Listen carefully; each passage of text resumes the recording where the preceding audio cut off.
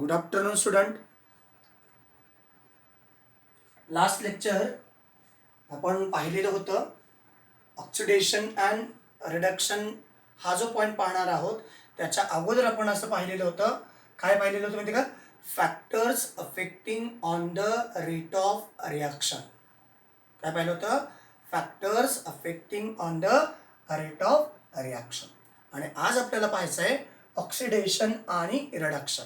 तर मी लास्ट व्हिडिओमध्ये तुम्हाला सांगितलं होतं की equation number even reaction number 20, reaction number 21, reaction number 22 आणि रिॲक्शन नंबर 23 हे या टॉपिकमध्ये आपण एक पॉईंट पाहिलेला होता. कोणता आठवतो का बघा? Types of chemical reaction. हा पॉईंट आपण पाहिलेला होता आणि या पॉईंटशी रिलेटेड जवळपास मी ऑक्सिडेशन आणि रिडक्शनच्या सर्व डेफिनेशन लिहून दिलेल्या होत्या. त्या बेसवरती तुम्हाला इक्वेशन नंबर म्हणजेच reaction number 20, reaction number 21, reaction number 22 आणि 23 यापैकी कोणत्या रिॲक्शन ऑक्सिडेशन करतात आणि कोणत्या रिॲक्शन रिडक्शन करतात याच्याबद्दल तुम्हाला व्हिडिओ पाहिल्यानंतर मला ते पाठवायचं होतं. ओके, चला. तुमचे काही आणखीन व्हिडिओ आलेले नाहीत किंवा तुमचे काही कुठलाही मेसेज आलेला नाही, तर आता आपण त्या कन्सेप्टकडं डिटेल पाहणार आहोत. परत एक वेळेस ऑक्सिडेशन म्हणजे काय आणि रिडक्शन म्हणजे काय, तर याच्या डेफिनेशन मी पहिल्यांदा लिहितो. या बाजूला लिहितो मी ऑक्सिडेशन, या ठिकाणी लिहितो ऑक्सिडेशन आणि या बाजूला लिहितो मी रिडक्शन. चला, क्लिअर? इथपर्यंत काही शंका आहे? लेफ्ट हँड साईडला काय? ऑक्सिडेशन. आता ऑक्सिडेशन म्हणजे नेमकं काय? एखाद्या केमिकल रिॲक्शन मध्ये जर ऑक्सिजन गेन केला जात असेल, साधे डेफिनेशन लिहितो, गेन ऑफ ऑक्सिजन, त्याला म्हणायचं ऑक्सिडेशन. दुसरा लॉस ऑफ हायड्रोजन, यालाही म्हणायचं ऑक्सिडेशन. आणि लॉस ऑफ इलेक्ट्रॉन, यालाही म्हणायचं ऑक्सिडेशन. या सगळ्या आपण या प्रत्येकाचे एक्झाम्पल पाहणार आहोत. रिडक्शन याच्या अपोजिट लॉस ऑफ, इकडे काय केलं? गेन. इकडे loss of oxygen is called reduction. त्याचबरोबर gain of hydrogen is called reduction आणि gain of electron is called reduction. चला, इथेपर्यंत आले का? आता कुठं कसं गेन, कुठं कसं लॉस, याच्याबद्दल तुम्हाला equation number 20, equation number 21, equation number 22 आणि इक्वेशन नंबर 23 दिलेले आहे. ओके, तर ह्या ज्या डेफिनेशन आहेत, एखाद्या केमिकल रिॲक्शन मध्ये रिॲक्टंट ऑक्सिजनचा गेन करतो. रिॲक्टंट काय करतो? ऑक्सिजनचा गेन करतो, म्हणून त्याला काय म्हणायचं? Oxidation reaction. एखाद्या वेळेस असंही होतं की त्या रिॲक्शन मध्ये रिॲक्टंट ऑक्सिजनचा लॉस करतो. ऑक्सिजनचा लॉस करत असेल तर रिडक्शन. चला, आता मग आपण रिॲक्शनचं डिटेल डिस्क्रिप्शन पाहू. पहिली रिॲक्शन नंबर 20 तुमच्याकडे असे दिलेले आहे, twice of Mg magnesium, twice of Mg plus O2 and formation of twice of MgO. ही एक रिॲक्शन तुमच्याकडं रिॲक्शन नंबर 20 आहे. ही रिॲक्शन तुमच्याकडं दिलेली आहे. आता काळजीपूर्वक पहा. दिस टू आर द रिॲक्टंट. या रिॲक्टंटनी ऑक्सिजनचा गेन केला, यांनी याच्यासोबत कॉम्बिनेशन केलेलं आहे. याला तुम्ही कॉम्बिनेशन रिॲक्शन सुद्धा म्हणू शकता, कारण हे दोघं कंबाईन, टू ऑर. कॉम्बिनेशन रिॲक्शनचे डेफिनेशन काय आहे? To or more reactant combine to form single product is called combination reaction. म्हणजे ज्या केमिकल रिॲक्शन मध्ये दोन रिॲक्टंटचं कॉम्बिनेशन झाल्यानंतर एक प्रोडक्ट तयार होतो. ज्या केमिकल रिॲक्शन मध्ये, लक्षात येते बघा, ज्या केमिकल रिॲक्शन मध्ये रिॲक्टंटचं कॉम्बिनेशन दोन किंवा दोन पेक्षा जास्त रिॲक्टंटचं कॉम्बिनेशन झाल्यानंतर, तर विद्यार्थी मित्रांनो, ही एक केमिकल रिॲक्शन आहे. या रिॲक्शनला कॉम्बिनेशन रिॲक्शन असंही आपण म्हणू शकतो. ते कसं काय? तर हे दोन रिॲक्टंट आहेत, त्या दोघांचं एक प्रॉडक्टमध्ये कन्व्हर्शन झालेलं आहे. इवन या मेटल एलिमेंटनी ऑक्सिजनचा गेन केला, म्हणून याला आपण ऑक्सिडेशन रिॲक्शन असंही म्हणतो. त्याच्यानंतर दुसरं जे एक्झाम्पल दिले आपल्या टेक्स्टबुकमध्ये, आणखीन एक एक्झाम्पल दिलेलं आहे, carbon combines with oxygen formation of carbon dioxide. Okay, carbon हा ऑक्सिजन सोबत कंबाईन झाला, म्हणजे ही सुद्धा रिॲक्शन ऑक्सिडेशन रिॲक्शन, इवन याला कॉम्बिनेशन रिॲक्शन, इवन याला कंबशन रिॲक्शन असंही म्हटलं जातं. म्हणजे या दोन रिॲक्शन कशा ऑक्सिडेशन रिॲक्शन आहेत. आलं लक्षात? बघा, gain of oxygen is called oxidation. मॅग्नेशियमनी ऑक्सिजनचा गेन केला म्हणजे काय ऑक्सिडेशन. कार्बननी ऑक्सिजनचा गेन केला म्हणजे काय ऑक्सिडेशन. त्याच्यानंतर magnesium hydride MgH2, magnesium hydride पासून काय तयार झालंय मॅग्नेशियम आणि हायड्रोजन. मुद्दा लक्षात घ्या, इथं हायड्रोजन याच्यासोबत कंबाईन होता, या ठिकाणी हायड्रोजन याच्यासोबत कंबाईन होता, म्हणजे ही रिॲक्शन काय झाली, या कंपाऊंडनी हायड्रोजनचा लॉस केला. Loss of hydrogen is called oxidation. Gain of oxygen is called oxidation. आणखीन एक रिॲक्शन दिलेली आहे, याचं नाव आहे magnesium hydride. Magnesium hydride. Okay, magnesium hydride. आणि मग आता आणखीन एक एक्झाम्पल दिलेलं आहे, CH3 single bond CH3, CH3 single bond CH3, आणि यापासून CH2 double bond CH2 plus H2. याचं नाव काय इथेन. याचं नाव काय इथिलीन. आणखीन काय नाव आहे इथीन. आणि हा हायड्रोजन आहे. तर या ज्या सगळ्या तुमच्याकडे ही रिॲक्शन 20, ही रिॲक्शन 21, ही रिॲक्शन 22 आणि ही रिॲक्शन नंबर आहे 23. तर अशा या सगळ्या केमिकल रिॲक्शन बघा, या रिॲक्शनमध्ये ऑक्सिजनचा गेन केला म्हणून या रिॲक्शनला आपण ऑक्सिडेशन रिॲक्शन म्हणतो. याही रिॲक्शनमध्ये ऑक्सिजनचा गेन केला म्हणून त्याला आपण ऑक्सिडेशन रिॲक्शन असं म्हणतो. या रिॲक्शनमध्ये हायड्रोजनचा लॉस केला म्हणून त्याला आपण ऑक्सिडेशन रिॲक्शन असं म्हणतो. आणि याही रिॲक्शनमध्ये हायड्रोजनचा लॉस झालेला आहे म्हणून या सर्व रिॲक्शन ऑक्सिडेशन रिॲक्शन आहेत. लक्षात आलं का? बघा, या सर्व रिॲक्शन कोणत्या रिॲक्शन आहेत ऑक्सिडेशन रिॲक्शन आहेत. काही शंका आहे का बघा इथपर्यंत? इथपर्यंत काही शंका आहे का? या सर्व रिॲक्शन ऑक्सिडेशन रिॲक्शन आहेत. मग आता जो पुढचा मुद्दा बघायचा आहे, त्याचा पुढचा जो पॉइंट आहे ऑक्सिडेशन रिॲक्शनशी रिलेटेड आहे. कारण का तर आपल्याला याच्यामध्ये ऑक्सिडंट ठरवायचा आहे. कोण ठरवायचा आहे? ऑक्सिडंट, जो ऑक्सिडेशन रिॲक्शन होण्यासाठी ऑक्सिजन अवेलेबल करतो, त्याला म्हणायचं ऑक्सिडंट. म्हणजेच त्याला दुसरं नाव काय आहे ऑक्सिडायझिंग एजंट. या सगळ्या रिॲक्शन क्लिअर झाल्या का? बघा, डेफिनेशन सगळ्यांना कळली आहे का? ज्या ठिकाणी ऑक्सिजनचा लॉस झाला, इथं काय या ठिकाणी ऑक्सिजनचा गेन केला ऑक्सिडेशन, याही ठिकाणी ऑक्सिजनचा गेन केला ऑक्सिडेशन, या ठिकाणी हायड्रोजनचा लॉस केला रिडक्शन, आणि याही ठिकाणी हायड्रोजनचा लॉस केलेला आहे ती रिॲक्शन सुद्धा रिडक्शन आहे. आता थोडंसं आपण पुढे जाणार आहोत. थोड्याशा छोट्या छोट्या कन्सेप्ट आहेत, समजायला पाहिजेत, समजणं जास्त गरजेचं आहे. डेफिनेशन 2 तुमच्या क्लिअर झाल्या. कोणत्या? Gain of oxygen is called oxidation. Loss of hydrogen is called oxidation. शेवटची राहिली आहे loss of electron is called oxidation. बघा, सोडियमचा ॲटॉमिक नंबर किती आहे तुम्हाला माहिती आहे का? Yes or no? Yes. What is the atomic number of sodium? 11. So what is oxidation number? Electronic configuration sodium sir 2,8,1. So what is the valency? Na plus and 1 electron is a loss here.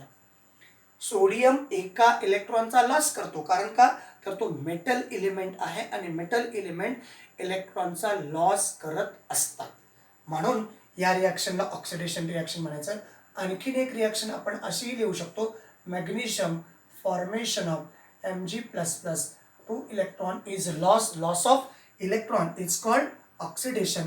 Even आणखीन आपण असंही लिहू शकतो, Al is converted into Al plus plus plus 3 electrons. So loss of 3 electron, यानी इलेक्ट्रॉनचा loss केला, यानी इलेक्ट्रॉनचा लॉस केला, यानी सुद्धा इलेक्ट्रॉनचा लॉस केला. आणि या सर्व रिॲक्शन कशामध्ये येतात? कशामध्ये येतात? ऑक्सिडेशन रिॲक्शनमध्ये येतात. चला, कळलं का इथपर्यंत? आता आणखीन एक विशेष एक्झाम्पल आपल्याकडं दिलेलं आहे. एक स्पेसिफिक एक्झाम्पल आपल्याकडे दिलेलं आहे. पहा काय दिलेलं आहे.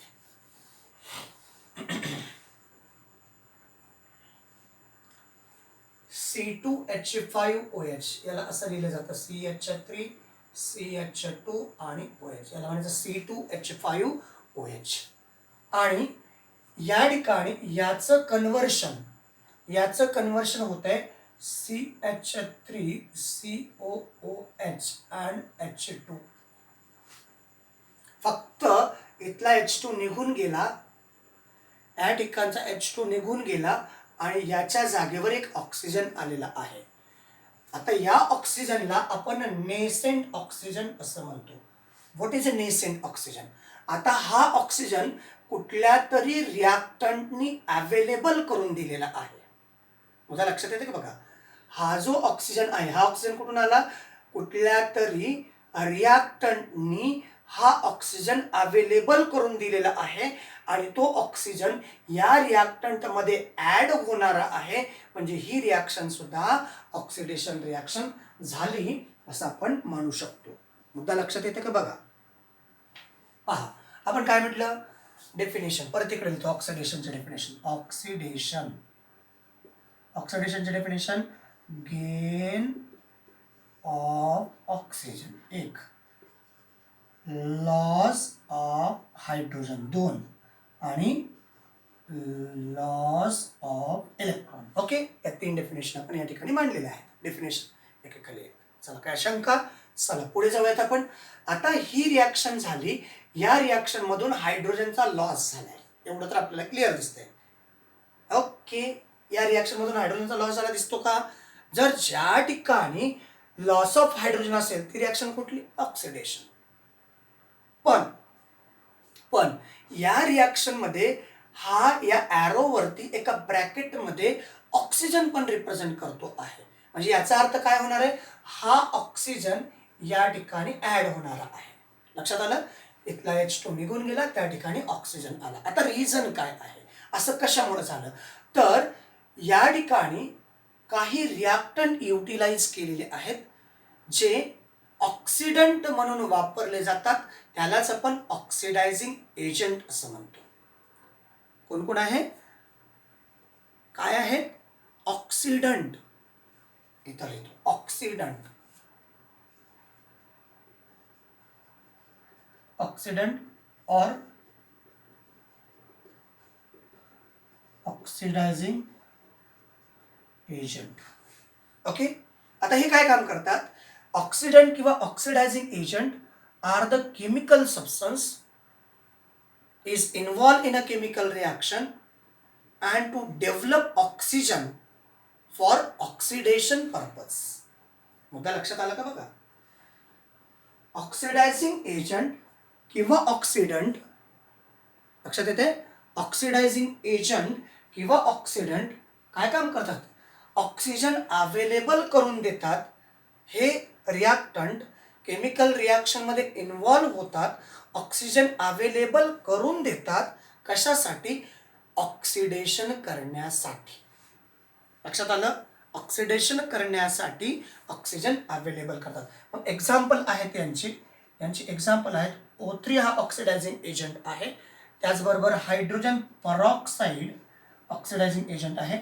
ॲसिडिफाईड पोटॅशियम डायक्रोमेट,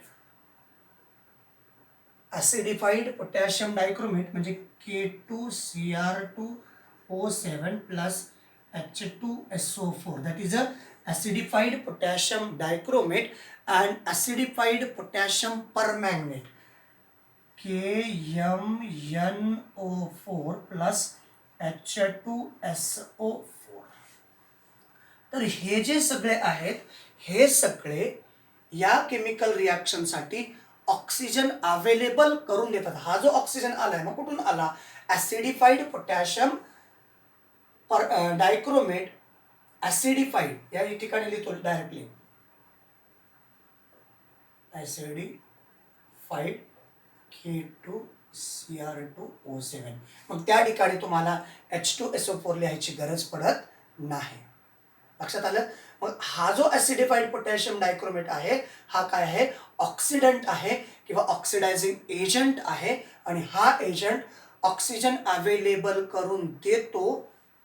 हा एजंट ऑक्सिजन अवेलेबल करून देतो आणि अवेलेबल झालेला जो ऑक्सिजन आहे तो ऑक्सिजन नेसेंट असतो. जो नेसेंट ऑक्सिजन रिॲक्टंटमध्ये किंवा रिॲक्टंट ऑक्सिडेशनसाठी यूज करतात आणि ती रिॲक्शन होते, ती ऑक्सिडेशन रिॲक्शन होत असते. लक्षात आले का? बघा आता ऑक्सिडंट काय आहे किंवा ऑक्सिडायझिंग एजंट काय आहे त्याचे एक्झाम्पल, त्याचे डेफिनेशन या ठिकाणी मी लिहितो आहे. ऑक्सिडंट त्यालाच काय म्हणायचं? Oxidizing agent. याची definition, it is a chemical substance, it is chemical substance which involve in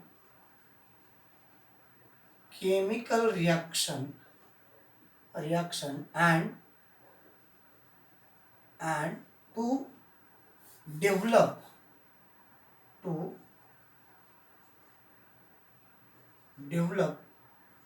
nascent oxygen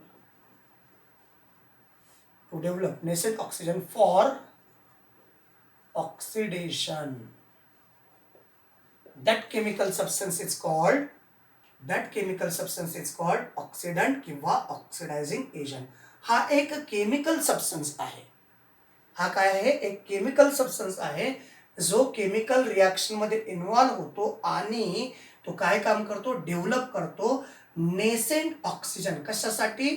for ऑक्सिडेशनसाठी. लक्षात आलं का? मग जो ऑक्सिजन अवेलेबल करतो, जो ऑक्सिजन डेव्हलप करतो किंवा जो ऑक्सिजन अवेलेबल करतो तो अवेलेबल नेसेंट ऑक्सिजन असं सुद्धा तुम्ही म्हणू शकता.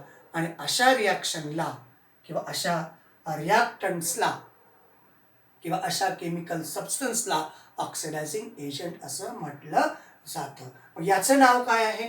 याचं नाव आहे इथिल अल्कोहोल. इथिल अल्कोहोल हे त्याचं कॉमन नेम आहे. इथेनॉल हे त्याचं IUPAC नेम आहे. इकडं आहे त्याचं नाव ऍसिटिक ऍसिड. हे त्याचं कॉमन नेम आहे. तर इथेनॉइक ऍसिड हे त्याचं IUPAC नेम आहे. तर या सगळ्या गोष्टी सिस्टमॅटिकली समजून घ्या विद्यार्थी मित्रांनो, कारण अतिशय महत्त्वाच्या या सगळ्या गोष्टी आहेत. चला, सगळ्या गोष्टी क्लिअर झाल्या. परत एक वेळेस सगळ्यांना मी आठवण करून देतो. Reduction, loss of oxygen, gain of hydrogen. Loss of oxygen म्हणजे रिडक्शन, गेन ऑफ हायड्रोजन म्हणजे रिडक्शन आणि गेन ऑफ इलेक्ट्रॉन म्हणजे reduction. Oxidation, gain of oxygen म्हणजे ऑक्सिडेशन, लॉस ऑफ हायड्रोजन म्हणजे ऑक्सिडेशन आणि लॉस ऑफ इलेक्ट्रॉन म्हणजे सुद्धा oxidation. मग काही केमिकल रिॲक्शनमध्ये ऑक्सिडेशन करण्यासाठी ऑक्सिडायझिंग एजंट यूज केले जातात, त्यालाच ऑक्सिडंट म्हणतात. In some chemical reaction oxidizing agent is to be used. Those oxidizing agent or oxidant which develop or which available nascent oxygen for oxidizing purpose. Nascent oxygen for oxidation purpose of the reactants. reactant साठी nascent oxygen available करून देण्याचं काम जे करतात त्यांना oxidant किंवा oxidizing agent असं म्हणतात. मग ऑक्सिडंट म्हणून हा काम करतो O3, याला ओझोन म्हणतात. H2O2 that is a hydrogen peroxide. It is a acidified potassium dichromate याचं नाव लिहिलेलं आहे या ठिकाणी. Ozone, hydrogen peroxide, acidified potassium dichromate, and it is a acidified potassium permanganate. So all these are the examples of oxidants or oxidizing agent. चला clear झाल्या या सगळ्या गोष्टी. तर इथं डेफिनेशन लिहिले ऑक्सिडायझिंग एजंट इव्हन ऑक्सिडंटची. काही शंका आहे का बघा? क्लिअर? चला ठीक आहे. आत्ता सध्या आपण याच ठिकाणी थांबूयात. नेक्स्ट व्हिडिओमध्ये नेक्स्ट कन्सेप्ट घेऊन येणार आहोत. तोपर्यंत इथेच थांबूयात. थँक्यू. Thanks a lot.